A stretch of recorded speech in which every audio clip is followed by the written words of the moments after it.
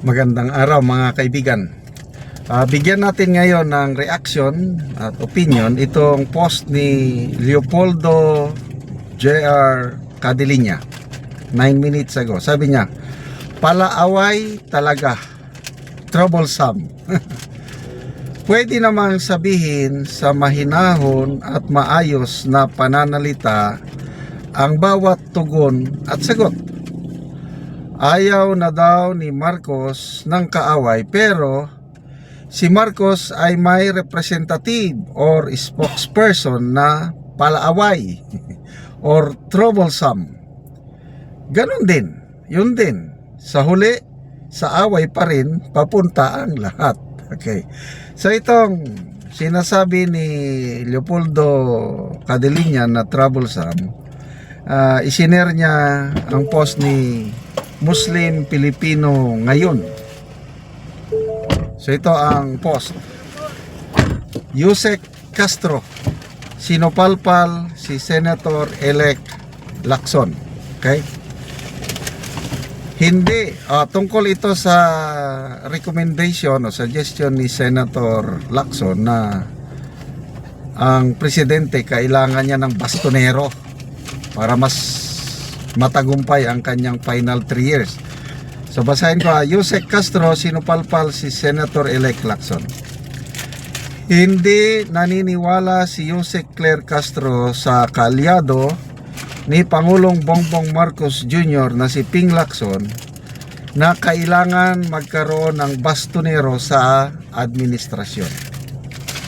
Ayon kay Castro, ay dapat ang Pangulo ang magsilbing bastonero at hindi ibang tao. Wala pang tugon si Lacson kay Castro. Palaaway nga si Castro.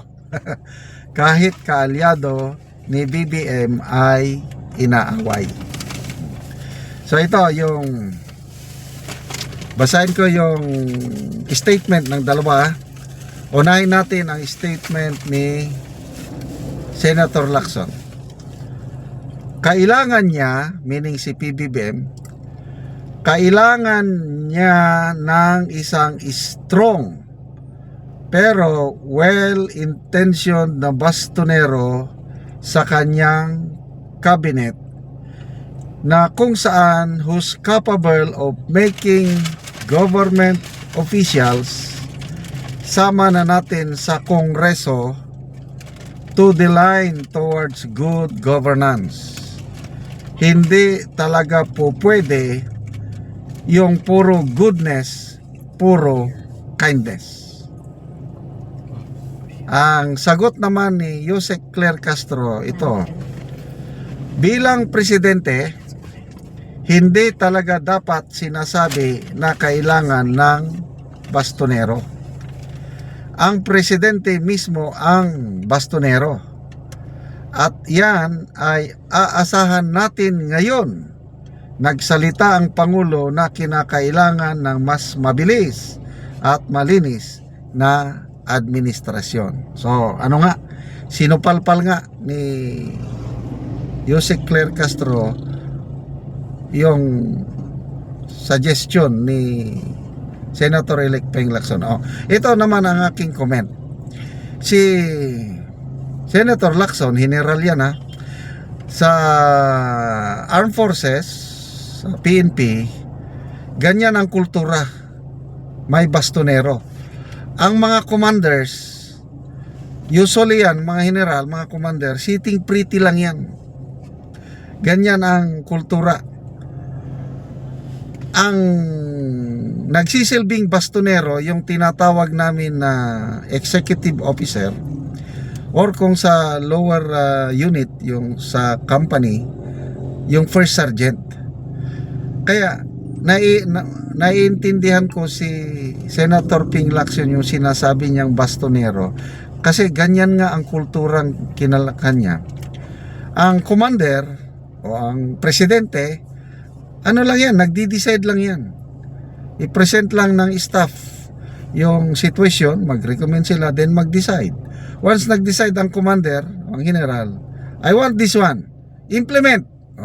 Pag sinabi niyang implement, yun na. yung bastonero na ang gagalaw. Ang commander, relax lang yan. Tumatanggap lang ng feedback. Nagpi-feedback lang yung bastonero. Sir, ganito. Good. Go on. Sir, ganito. May problema. Oh. So, ang commander, magsasabi, make adjustment. Do like this. Do like that.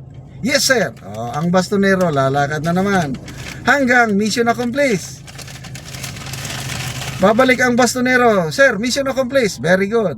Job well done. Relax na kayo. Ganon ang ibig sabihin ni Senator Piclason, kailangan talaga ng bastonero. Kung ayaw ni Claire Castro, sige. Ang presidente na daw ang bastonero. Yes. Kailangan, kasi tama yung sabi ni Senator Lacson, no? Hindi talaga po pwede yung puro goodness, puro kindness. Yan, kaya nga naitanong ni Katonying sa interview, masyado ka daw kayong mabait eh. Yan ang talagang, to me, isang weakness yun. Yung masyado kang mabait. Anong sabi ng Pangulo? Wala akong magagawa, hindi ko na mababago ang ugali ko. Anong gusto nyo? Maging masama akong tao? Hindi naman yung maging masama ka. Kailangan balansehin mo dahil presidente. Kailangan mong iron kamay na bakal ba? Para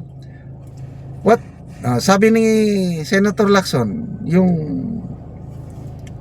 Chief PNP siya, sabi niya, I would rather mas gusto ko na kinakatakutan ako kaysa yung nire-respeto kung hindi ko makuha both yung respeto, katakutan. Mas gusto ni Senator Ping Lacson yung katakutan. Yun ang namin, yung ganon po si Tatay Digong natin, kuhang-kuha niya sa mga kriminal o adiktos, fear, salita lang yan, tapos kung hindi sumunod, ginagawa. Ayan, makapag-inject siya ng fear. Yung mga tanimbala, ano sabi niya? Sige, tuloy nyo, pakain ko sa inyong bala. Ganon ba? Ganon ang style bastonero. Di tumigil ang tanimbala. Ngayon, bumabalik. Nadagdagan pa, punit passport. So, sana nga, maging matapang ang Pangulo. Tingnan tayo, anong tapang ng Pangulo? Yung mass resignation nung simula, napawawa ko, wow, ito na. Ngayon, parang palabas lang. Dahil rigodon lang, ririte. Wala, kulang na kulang. So, pasensyaan nyo na lang kung may palaaway. Style lang yan. Salamat mga kaibigan sa inyong pagtangkilik sa ating channel. Nakakatulong kayo ng malaki sa Tribong Talandig dahil ang ating sweldo sa channel na ito is tinutulong natin sa nangangailangang tribo sa Bukidnon, tong Talandig. Namimigay tayo ngayon ng mga yero at pako para ma-repair ang sira-sirang bahay ng Tribong Talandig. Panoorin nyo ang video na ito.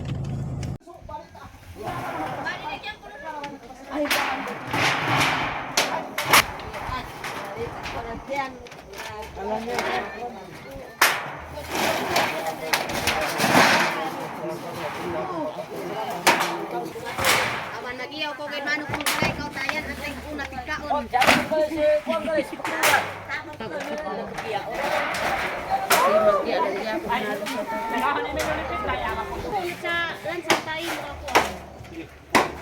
Abulada na yung makuha naman. Kahit ano na mapastawak, tapal lang o kan. Mga kan man. Sige ari kadang kanay. Nasikit pa yung gali. Nasikit pa. Basta kuno bay na sige hindi tayaon bay para maabay.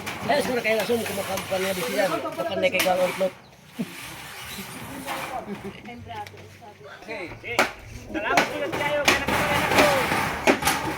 Palibangan ako.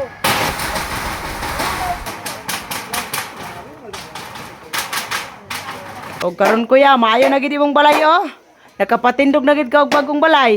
Ay, salamat kayo Ginoo nga nakapinulak ng balay nga sana kayo. Oo. Maayo na gyud. Mayo na Ginoo nga akong balay. Oh. O karon ya unsay imong ikasulti nga nakabalay na ka, Nakapatindog na ka og bagong balay. Ay maayo kay natabangan ko sa Ginoo. Nga mao ni. Nga nakapanakog sada nga balay kayo. Salamat jud kayo nga tabang kayo nga dagan panginalan ani nga matabangan. Oo. So dagang pag nanginahanglan din ni sa inyo ang matabangan. Dagan panginalan nga patabangan. Oo. Pila day kabuki mong anak ya? Ay, isa pa. Isa pa imong anak. So karon pagid ka nakapatindog og balay. Ay karon pa kay Salamat kayo ya.